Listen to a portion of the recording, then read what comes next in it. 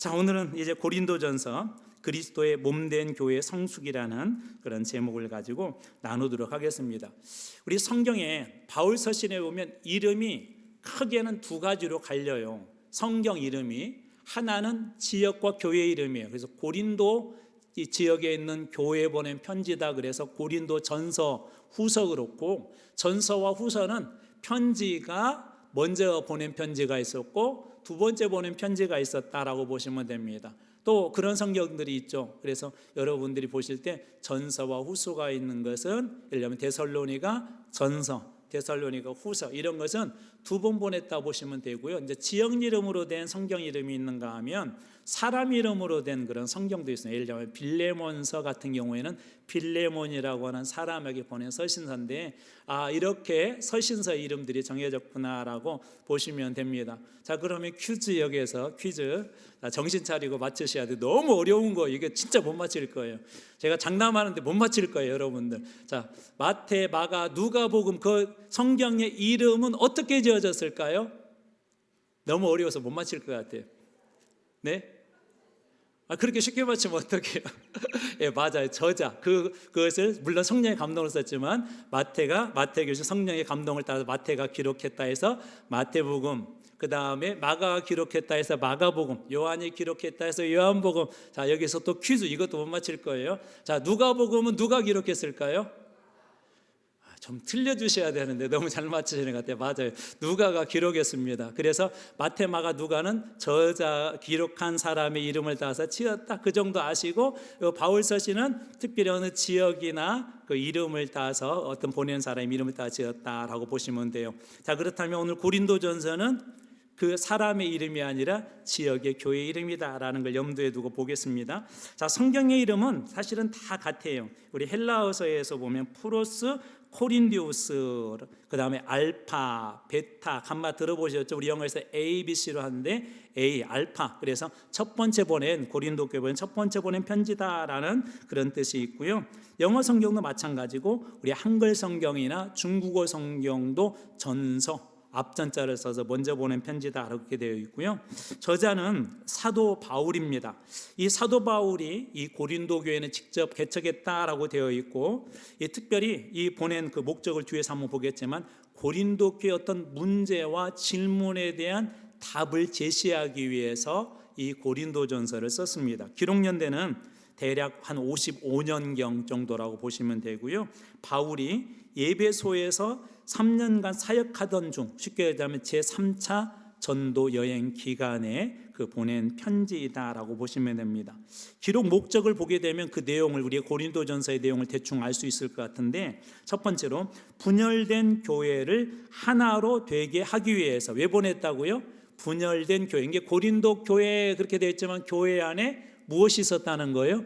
분열, 갈라짐이 있었다는 거예요. 옛날이나 지금이나 이런 현상들은 동일하게 일어나고 있는 것 같아요. 그러면 우리가 이 말씀을 읽을 때, 자, 분열된 교회가 어떻게 하나 될 수 있을까라는 것들도 질문하고 답을 얻어볼 수가 있겠죠. 자, 두 번째는 교회 내에도 윤리적인 문제가 있었어요. 성경이 허락하지 않은 거, 하나님이 허락하지 않는 윤리적인 그런 문제에 대해서 바울이 지적하고 돌이키도록 그렇게 한 그런 내용, 바로잡기 위한 그런 내용으로 그럼 기록했고요. 그다음에 세 번째로 결혼, 우상의 재물, 은사, 이건 이제 실제적인 문제들이죠. 이런 실제적인 문제를, 실천적인 그런 문제들을 잘 가르치기 위해서 어떻게 우리가 은사라든지 결혼이라든지 그런 것들을 해나가는 게 바른 그리스도인들의 모습인가라고 대한 가르치기 위해서. 그리고 네 번째, 부활에 대한 것들도 나오는데 부활의 진리를 선포하고 소망을 확고히 하기 위해서 그렇게 이 고린도 전서를 기록했던 것입니다.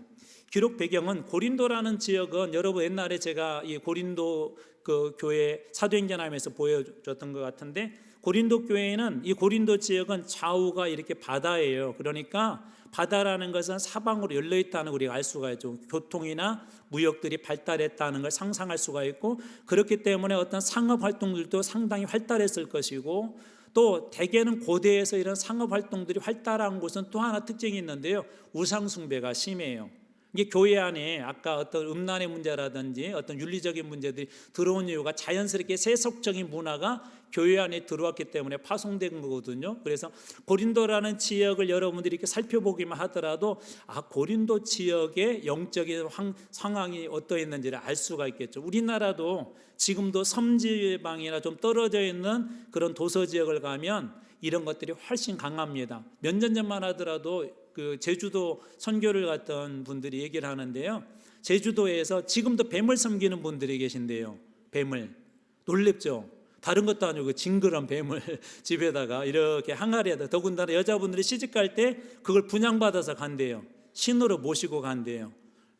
이게 우리가 이해도 안 되지만 지금도 그런데, 현대인데도. 근데 고대에 특별히 이렇게 바닷가나 그런 곳에, 우리나라 지금도 바닷가에서는 무슨 뭐 용왕제나 그런 것들 하잖아요. 그게 훨씬 더 심한데 다른 지역도 마찬가지입니다. 그러니까 그걸 상상하면 고린도 지역의 영적인 상태를 대충 알 수가 있겠죠. 자, 고린도전서의 특징이 있어요. 교회의 실제적인 문제도 아까 보았던 것처럼 윤리적인 문제, 뭐 결혼에 대한 문제, 교회 안에 은사를 어떻게 쓸 것인가, 그런 문제에 대해서 실질적으로 그런 답을 달아주고 있고요. 또 십자가와 부활, 뒷부분에 가면 부활에 대한 이야기가 나오는데 그 부활에 대해서도 명확한 이야기를 하고, 다양한 주제, 교회 안에 분열의 문제, 분열에 대한 주제, 결혼에 대한 주제, 은사에 대한 주제, 예배, 부활 등 다양한 주제들 이렇게 다루고 있습니다. 또 그리고 네 번째로는 교회 공동체의 거룩성과 질서에 대해서도 이렇게 강조를 하고 있습니다. 자, 이런 내용들을 머리에 염두에 두고 구조를 보면 좀 더 쉽게 이해가 될 터인데요. 자, 서신서이기 때문에 우리나라도 예전에 여러분 지금은 요즘 뭐 이렇게 그 편지를 직접 쓰거나 그런 것들은 별로 없는데 예전에 편지를 직접 이렇게 손으로 썼죠. 자, 부모님들한테 보낼 때 어떻게 가장 첫머리에다 쓰죠? 이쪽은 잘 모르신가요? 그런 나이 아닌가요? 그죠? 보통 부모님 뭐 전상서에서 앞에서 그렇게 쓰잖아요. 그런 것처럼 이런 서신에 그런 형식들이 있거든요. 그래서 가장 첫 번째는 보통 서신서기 때문에 인사말이 들어가요. 그래서 뭐 나 바울은 고린도에 있는 교회에게 문안한다라는 그런 내용들이 보통 일반적으로 들어가고요. 그래서 1장 1절에서 9절은 인사와 그런 서신서에 대한 인사와 감사가 들어있고, 1장 10절에서는 6장 20절까지는 교회의 문제들, 분열, 그 다음 어떤 세상적인 가치관들, 그 다음에 지혜, 음행, 송사에 대한 문제들 어떻게 할까. 근데 오늘날도 이런 교회 안에 어떤 분열이나 성사에 대한 문제들에게 어떻게 대해야 될지를 성경적인 교훈을 우리들에게 주고 있고요. 그다음 7장 1절에서는 14장까지는 실천적인 그런 교훈들, 결혼이 좋으냐 독신이 좋으냐 뭐 그런 얘기들도 여기 등장하고, 자유와, 우리에게는 자유가 있죠. 우상의 재물에 대해서 먹어도 되냐 안 먹어도 되냐 뭐 그런 것들도 여기 들어있고요. 또 예배, 그 다음에 은사에 대한, 그 다음에 그 유명한 사랑은 언제나 오래 참고라고 시작하는 그 유명한 그 사랑장이 여기에 들어 있습니다. 그리고 15장을 우리가 부활장이라고 하는데요. 그리스도의 부활과 그 다음에 성도의 부활, 그리스도께서 부활하셨던 부활의 첫 열매가 되셨다. 첫 열매는 뭐죠? 다음 열매도 있다는 것이죠. 그렇게 살아나게 다음 열매, 부활의 첫 열매 되신 예수 그리스도가 부활의 첫 열매가 됐기 때문에 우리도 나중에 다 그 부활에 참여할 것이다 라는 그런 부활에 대한 이야기가 15장에 되어 있고요. 마지막 16장에는 연보, 그리고 마지막 권명과 인사, 연보에 대한 이야기도 여기 기록이 되어져 있습니다.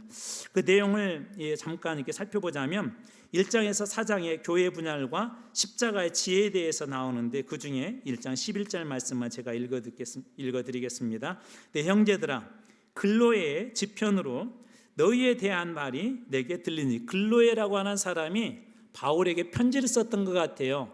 그러면서 고린도 교회 상황에 대한 이야기를 이렇게 편지를 써서 보냈는데, 자, 곧 너희 가운데 분쟁이 있다 하는 것이라. 글로의 집안에서 편지가 한 통이 왔는데 내가 가만히 들으니까 너희들에게 분쟁이 있다라는 그런 소식이 들려왔다라고 그렇게 이야기합니다. 고린도 교회에 무엇이 있었다는 걸 알 수가 있죠. 이런 분쟁, 분열들이 있었다는 걸 알 수가 있죠. 여러분, 교회는 완전하지만 완전하지 않습니다. 교회는 완벽하지만 완벽하지 않는 것입니다. 왜 그러냐면 제가 이런 표현 자주 썼잖아요. 자, 병원은 일반적으로 왜 가죠? 병원은 병을 고치러 간단 말이에요. 그렇죠. 자, 병원은, 좋은 병원에는 그래서 누가 많아요? 좋은 병원에는 누가 많아요? 네, 환자들이 많죠. 우리가 좋게 소문이 나면 환자들이 몰려들어요. 어느 병원은 못 고치는 병을 고쳐준다 그러면 그 병을 가진 사람들이 거기에 다 모여들죠. 자, 환자들은 다 왔을 때 다 어딘가 불완전한 사람들이죠. 그렇죠. 불편한 사람들이죠. 몸의 어떤 부분들이 불편하거나 다쳤거나 고쳐야 될 사람들이, 그 중에 심한 사람들은 응급실로 가기도 하죠. 응급실에 가 있으면 한밤중에, 저희 어머님도 예전에 결석 때문에 한밤중에 도저히 못 건져서 응급실을 간 적이 있었는데요. 응급실에 있는 게 힘들더라고요. 저는 건강하는데. 왜냐하면 들어온 사람들마다 막 교통사고, 큰 사고가 가서 일어나고 막 온몸이 피가 내서 오고 막 여기저기 부러지고 아프니까 막 고함을 지르고, 이쪽 고함 지르고 저쪽 고함 지르고 하는데 그 소리 듣는 것도 너무 힘들더라고요. 응급실은 그런 곳이더라고요. 자, 병원에는 그런 환자들이 있어요. 자, 그렇다고 해서 일반 병실은 또 괜찮을까요? 막 내과나 그런 곳에 가보면 이렇게 연로하신 분들, 그분들 막 선방증이세요. 막 다 고함 치고 막 그래요. 막 이름 막 난리도 나고 그래요. 근데 여러분, 병원이기 때문에 사실은 당연한 거죠. 그렇죠. 왜 그렇죠? 그분들이 아프기 때문에 그런 거예요. 예수님께서 우리 교회에 대한 얘기할 때 그런 말씀하세요. 교회가 왜 필요한 거죠? 예수님도 죄인들을 위해서 왔다고 하는데, 교회라는 것 어떤 의미에서 볼 때 우리가 완전히 의로운 자가 아니기 때문에 이 교회를 온 것이고, 이곳에서 예수 그리스도를 만나고 죄사함을 받았지만 의로운 자가 되었지만 우리는 성화의 단계를 가고 있기 때문에 어느 누구나 다 부족한 겁니다. 다만 이런 부분은 주의하셔야 돼요. 신앙생활을 10년, 20년을 하는데도 맨날 제자리 걸음에 신앙생활을 한다 그러면 그건 회개하셔야 돼요. 왜 그렇죠? 신앙도 자라가야 되죠. 10년, 20년이 되면 자라가야 돼요. 이렇게 점차적으로 자라가서 어느 순간에는 꽃도 피우고 어느 순간에 열매를 맺어야 됩니다.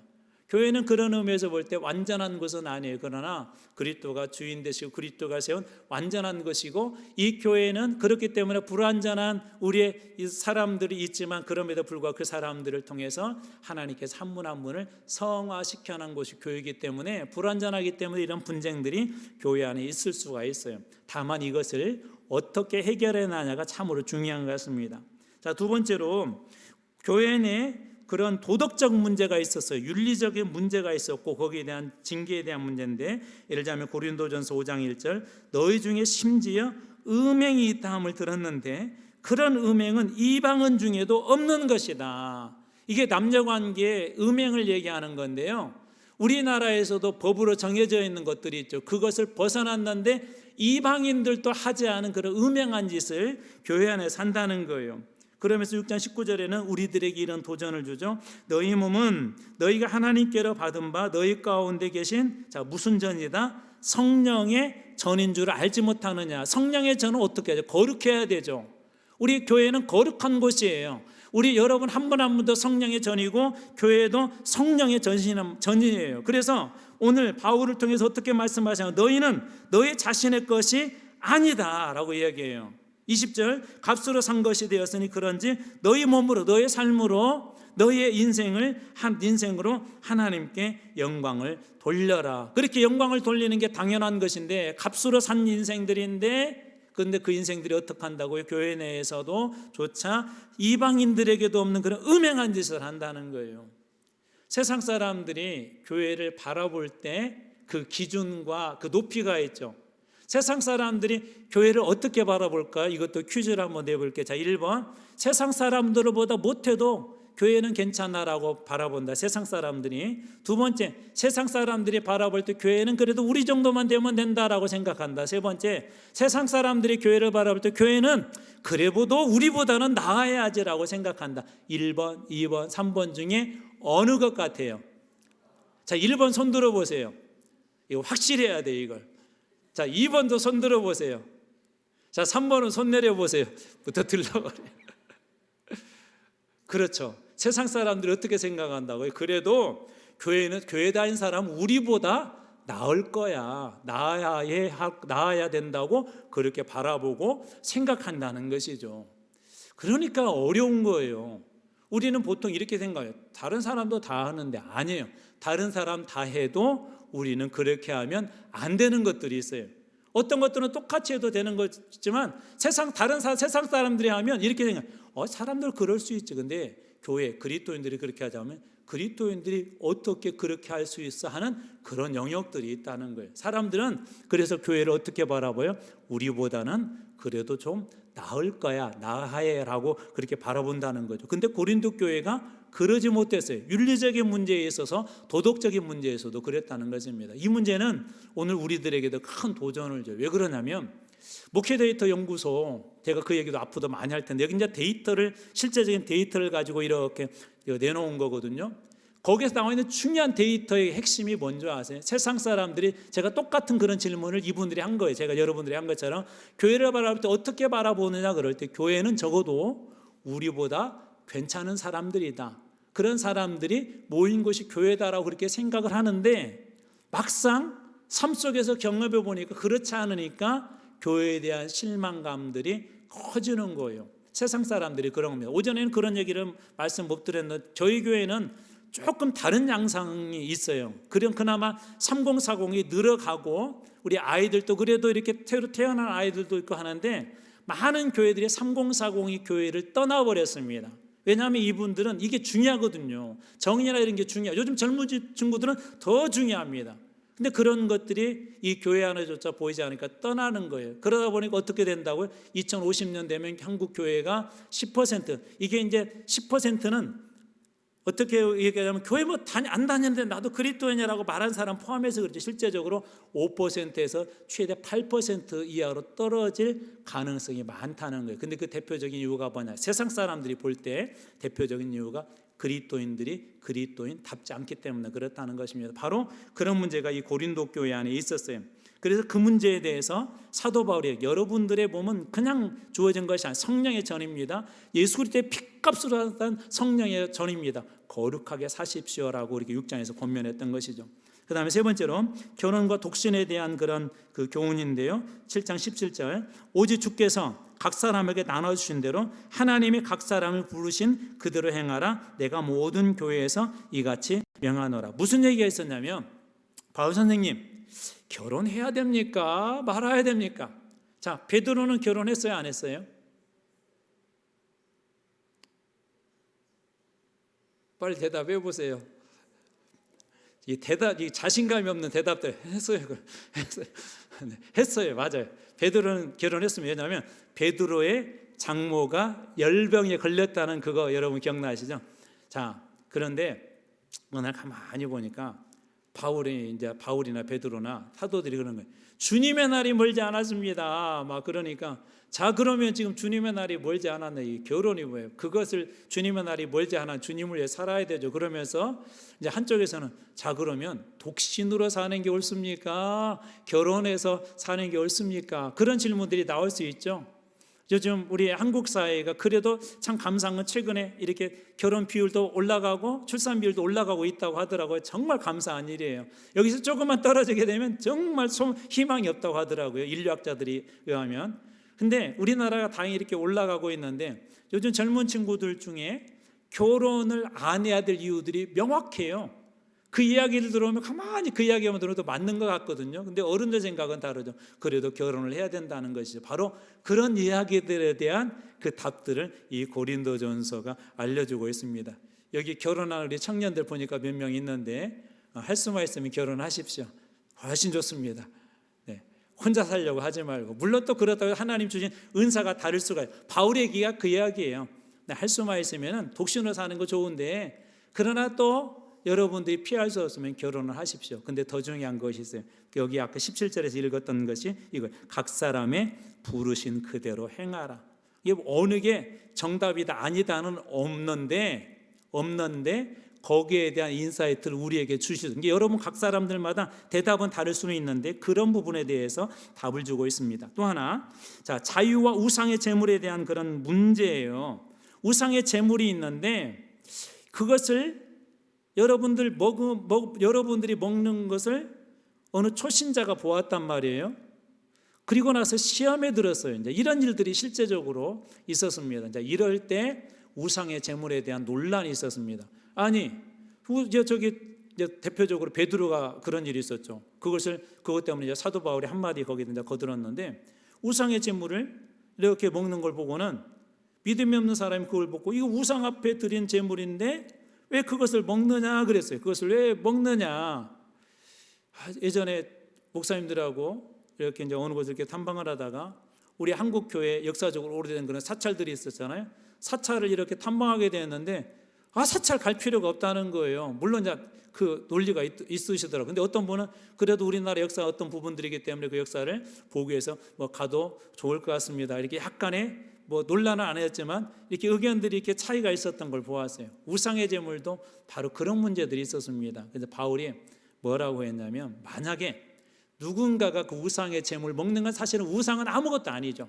먹는 것은 아무런 문제가 되지 않지만 그러나 그것이 당신이 먹음으로써 누군가에게 걸림돌이 된다면 먹지 않는 게 옳은 것이다. 그 얘기를 한 거예요. 우상의 제물은 사실 아무것도 아니에요.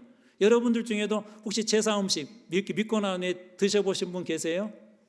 그 정도는 안 해도 우리 여성분들 중에 요즘은 많이는 안 한 것 같은데 이렇게 제사상 차릴 때 어떤 분들은 나는 교회 다니기 때문에 안 차려요. 그런 분들 계시죠. 근데 어떤 분들도 참여하시거든요. 그것을 어떻게 봐야 되냐는 거예요.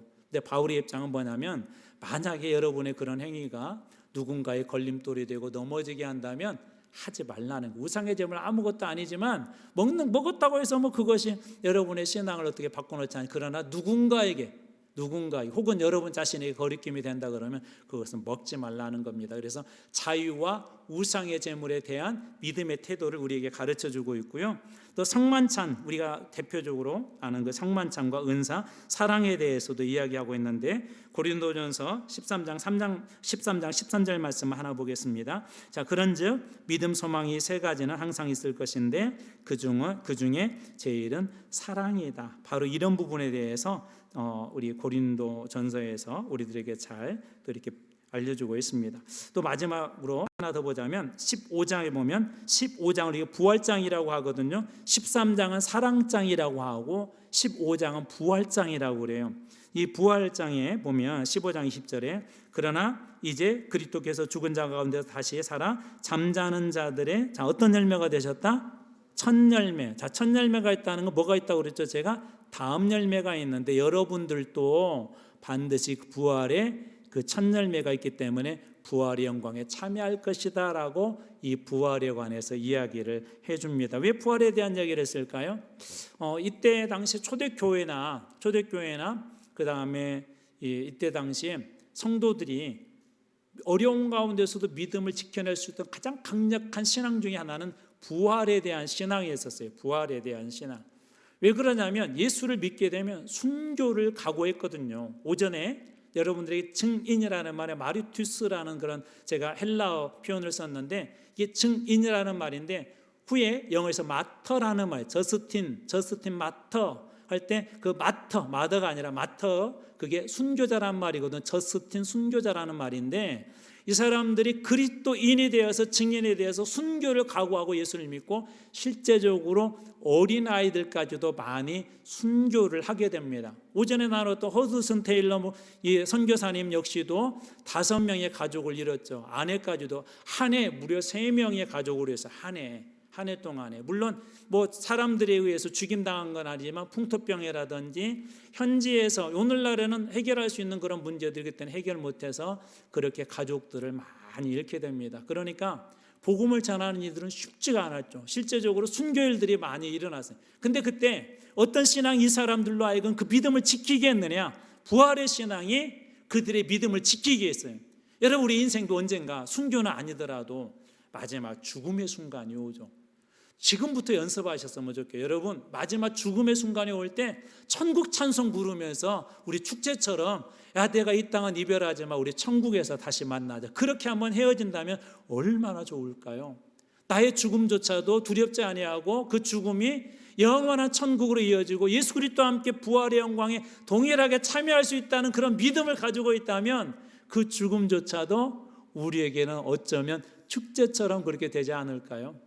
어느 가정에서 마지막 남편을 아버님을 이렇게 임종하면서 그렇게 인사를 했다고 하더라고요. 아빠 우리 잠시 후에 천국에서 만나. 여보 잠시 후에 천국에서 만나요.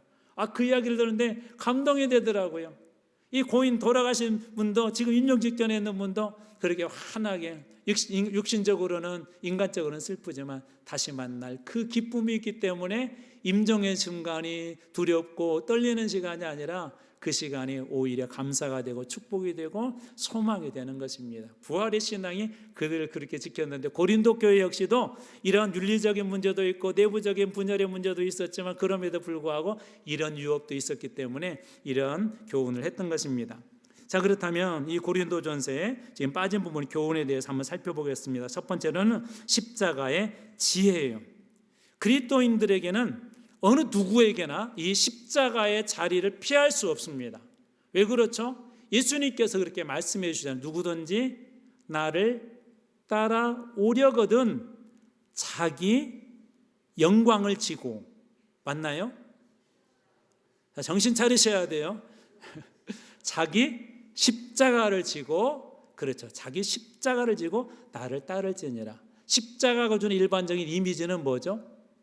십자가 일반적인 이미지는 고난, 그런 거죠. 고통, 그런 것들이죠. 근데 놀라운 것은 이 십자가 없이 우리는 이 믿음의 영광에 참여할 수 없다는 것입니다. 여기에 그런 말씀들이 나오는데 복음을 전하는 건 미련한 것이었어요. 왜? 논리 안 맞았거든요. 복음을 전하는 것은 멍청한 짓이었어요. 왜냐하면 그 복음이라고 했던 예수 그리스도가 저주스러운 십자가에 죽었거든요. 근데 이들이 믿음으로 예수 그리스도를 딱 만나고 나서 깨달은 게 뭐냐면 십자가의 자리가 저주의 자리가 아니라 우리를 사망에서 생명으로 옮긴 축복의 자리라는 걸 깨닫게 됩니다. 그래서 이 복음 전하는 게 세상 사람들한테는 미련하게 보일지 모르지만 오늘 그 복음은 우리에게 능력이다라고 이 바울이 고린도 교회에 그렇게 선포할 수 있었던 것입니다. 그래서 십자가는 우리에게 능력이에요. 십자가의 자리는 우리에게 축복이에요. 십자가의 자리는 우리들에게 하나님의 큰 은혜의 그 자리입니다. 여러분, 십자가 어느 누구나 하나 정도는 다 지고 있어요. 저는 행복한 사람들이 이렇게 보면서 그 사람들이 없을 줄 알았는데요, 만나서 이런저런 얘기 하는 십자가가 다 있더라고요. 겉으로 행복한데 가정 안에 십자가 있기도 하고요. 또 직장생활 잘하는 것 같은데 직장에 십자가가 있기도 하고요. 신앙생활 하는 가운데 십자가가 있기도 합니다. 그런데 여러분, 그 십자가 때문에 우리가 산 거예요. 제가 어느 모임 가서 이런 퀴즈를 냈어요. 섬진강에 가면 수박맛 나는 고기가 있는데 혹시 그 고기 이름이 뭔지 아세요? 문어요? 네, 문어요? 네, 은어 맞아요. 은어라는 고기가 있는데 이게 수박 맛이 나는데요. 은어를 이렇게 양동이에다 이렇게 잡아놓잖아요. 얘네들이 성질이 급해가지고 금방 죽어버려요. 은어 살리는 법 아주 간단한 거 하나 알려드릴게요. 오늘 또 이거 원래 다른 데서 안 알려주는데 알려드릴게요. 거기에다가 메기 한 마리 잡아서 넣잖아요. 은어들이 다 살아요. 왜 살게 해요? 왜 살게 해요? 안 잡혀 먹으려고 막 이렇게 막 도망다니다가 그러다가 산대요. 이게 신기하죠. 메기가 없었으면 어떻게 되는 거예요? 다 죽는 거예요. 그냥 그 안에서 죽는 거예요. 근데 메기 한 마리 딱 덮어놓으니까 메기가 십자가가 되어가지고 살린다는 거예요. 여러분, 십자가가 우리를 살립니다. 그래서 no cross, no crown, no cross, no glory, no cross, 십자가 없는 영광은 없다. 십자가 없는 금관은 없다. 여러분 기억하십시오. 십자가가 여러분들의 영광이요 축복인 걸 기억하시기 바랍니다. 자, 두 번째로 몸의 거룩성이에요. 성도의 몸은 성령의 전임으로 무엇을 지켜야 한다? 순결을 지켜야 한다. 너희 몸은 성령의 전인 줄을 알지 못하는도다. 여러분 한번 이렇게 고백을 가슴에 한번 손을 얹어 보세요. 가슴에. 내 몸은 성령의 전입니다. 내 몸은 성령의 전입니다. 성령, 거룩한 성전이라는 거. 여러분 한 분 한 분이 걸어다니는 거룩한 성전인 거예요. 여러분 여행지 갔는데 친구하고 갔는데 너무 좋은 거예요. 안 가봤어요. 지금 막 별로 얼굴이 표정이 안 좋은데 너무 좋은 거예요. 친구가 갔는데 너무 좋아요. 음식도 너무 맛있는 거예요. 그럴 때 여러분 어떤 생각 드세요? 대답 잘 하셔야 돼요. 여러분 옆에서 남편이 보고 있고 아내가 보고 있어요. 자, 지금 친구하고 갔는데 너무 멋있어요. 막 음식도 맛있어요. 그때 어떤 생각 드세요? 크게 이야기하신 분에게는 복이 있을 것 같아요. 아, 우리 남편하고 같이 왔으면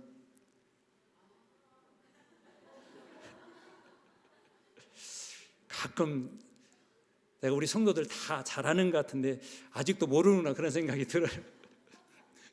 우리 아내하고 왔으면 좋겠는데 좋았을 텐데, 우리 가족 왔으면 좋았을 텐데 그런 생각 들죠. 좋은 곳에 가면 내가 누구하고 왔으면, 가족들하고 갔는데 그 친구하고 왔으면, 친한 친구하고 와서 그런 생각 들죠. 저는 교회가 그랬으면 좋겠어요. 이 교회 우리 가족들 다 데리고 와서 여기서 예배드리면 좋겠는데, 여기서 내가 만난 예수 그리스도 만났으면 좋겠는데, 내가 만났던 예수님 정말 그렇게 함께 행복하게 동행했으면 좋겠는데, 여러분 한 분 한 분이 거룩한 성전이 될 때 그러한 역사가 일어나게 될 줄로 믿습니다. 그리고 세 번째로 사랑의 우선성이에요. 은사에 대한 얘기를 했어요. 여러 가지 은사들이 있는데 이런 은사 저런 은사, 교회는 다양한 은사들이 있죠. 가르치는 은사, 치유의 은사, 방언의 은사, 통변의 은사, 여러 가지 은사들이 있는데 그 중에 제일은 뭐라고요? 그 중에 제일은 고린도전서 13장 13절이 은사의 마지막 결론이에요. 그 중에 제일은 무엇이다? 사랑이다. 우리 사랑 그러면 생각나는 사도가 있어야 돼요. 사랑에 대해서 많이 이야기한 사람, 사도 요한입니다. 요한복음과 그 다음에 그 요한 1, 2, 3, 4에 보면 사랑에 대한 이야기가, 하나님은 땡땡이시라, 무엇이라? 사랑이시라. 하나님의 세상을 어떻게 하사? 사랑하사. 사도 요한은 이 사랑의 진짜 사도예요. 근데 많은 은사들이 있어도 이 모든 은사, 그 중에 가장 큰 은사가 뭐라고요? 사랑이래요. 더욱 큰 은사를 사모하라 하신 것처럼 여러분들이 이 사랑의 은사도 사모하시기 바랍니다. 자, 네 번째, 자유와 책임. 자유는 남을 세우기 위해서 사용해야 된다. 아까 얘기했죠? 만약에 내가 우상의 재물 아무것도 아니고 먹어도 상관없지만 그것이 다른 사람을 넘어지게 한다 그러면 먹을 수 있는 그런 자유가 있어도 먹지 말라는 거죠. 다른 사람을 세우기 위해서. 자, 고린도전서 10장 31절, 그런즉 너희가 먹든지 마시든지 무엇을 하든지 다 무엇을 위해서? 하나님의 영광을 위해서 하라. 그 다음에 다섯 번째, 부활신앙. 자, 부활은 기독교 신앙의 핵심이며 무엇이다? 소망이다. 우리 앞에서 이 설명은 다 드렸어요. 여러분 부활의 신앙도 회복하시기 바랍니다. 자, 이제 적용과 결론 부분입니다. 첫 번째로 십자가 중심의 삶을 살아야 한다는 거예요. 세상에 지혜가 있고 능력이 있지만 그보다 더 중요한 것, 십자가 중심의 신앙으로 살아라는 것이고요. 두 번째로 거룩한 성전으로서의 삶을 살아내라 하는 것입니다. 여러분은 한 분 한 분이 뭐라고요? 하나님의 성령의 거룩한 움직이는 하나님의 교회입니다. 세 번째로 사랑을 최고의 가치로 삼는 삶. 왜 그렇죠? 여러 은사들이 있지만 그 중에 제일은 무엇이다? 사랑이다. 저도 이 기도 잘 안 나오는데요, 한번 저도 기도하려고, 하나님 저에게도 이 사랑의 은사가 커지게 해주십시오. 여러분 그렇게 기도하시기 바랍니다. 네 번째로 자유와 책임의 균형. 자유가 있지만 그 자유로서 다른 사람들에게 걸림돌이 되어서는 안 된다는 것입니다. 그래서 이 자유와 책임의 균형 있는 삶, 그리스도 안에 주어지는 자유는 남을 유익하게 하고 남을 세우는 데 써야 한다. 내가 자유하지만 남을 어떻게 유익하게 하고 세우는 데 써야 한다는 것입니다. 그다음에 다섯 번째, 부활의 소망 안에서 살아가는 삶. 그리스도의 부활을 믿고 장차 누릴 부활의 영광을 바라보며 흔들림 없는 신앙을 지켜야 한다. 우리는 오늘 부활에 대해서 예전만큼 심각하게 생각하지 분명한 이 확신을 가지고 있을 때, 여러분 인생의 끝자락 혹은 우리 선교제나 그런 거 두려움 속에 있을 때 여러분 그 두려움을 뚫고 나가게 하는 그 힘이 부활의 신앙이 될 줄로 믿습니다. 이제 말씀을 마무리합니다. 고린도전서는 우리들에게 실제적인 몇 가지 질문들을 이렇게 던지고 있습니다. 혹시 오늘 이렇게 말씀을 나누다가 여러분들하고 충돌하고 어떤 문제들이 있다면 고린도전서 한번 그 부분을 읽어가면서 하나님께서 내 인생의 이 문제 해법을 어떻게 풀어나가게 하시는지 한번 해답을 발견하는 말씀이 여러분의 인생의 해답이 되는 그런 삶이 되길 주님으로 축원합니다. 기도하겠습니다.